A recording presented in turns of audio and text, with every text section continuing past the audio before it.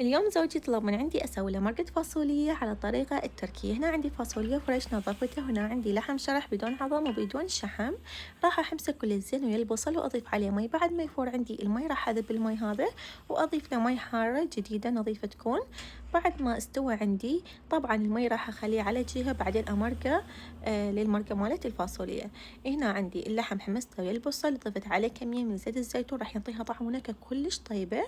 وبعد ما حمستهم كل الزين هنا راح أضيف عليهم الفاصوليا. طبعا هاي الفاصوليا فريش وما يحتاج إنه نسلقها قبل بوقت أو شي، مجرد ما نضيفها ويا الحمسة راح تستوي عندنا وتصير كلش طيبة. وبعدين راح أضيف معجون الطماطة، ولازم نضيف همينة الثوم ونضيف عصير الطماطة. طبعا هاي الأكلة راح تكون بزيت الزيتون حتى تكون صحية. هنا من عادات الأتراك يسوون الفاصوليا بزيت الزيتون، راح يعطيها نكهة وطعم كلش طيب. فأني سويتها هالمرة على الطريقة التركية ولازم تجربوها لأن كلش طيبة. راح أسوي وياها تمن وشعرية، كلش أحب التمن والشعرية ويا مرقة الفاصوليا، الطعم راح يكون كلش طيب ومميز.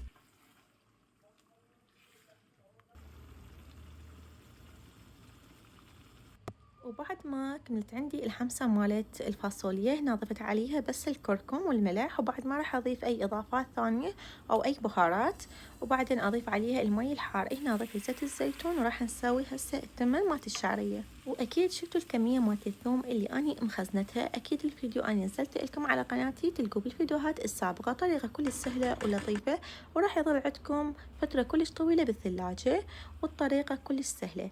فإذا تحبون جربوا الطريقة مالت الثوم وأبد ما يتغير طعمه أو نكهته تروح مستحيل.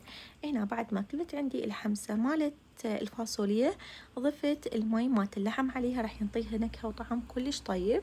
وهنا تما صار عندنا جاهز، وهذا كان طبقنا اليوم، وأكيد زوجي قيمه 1,000,000 من 10.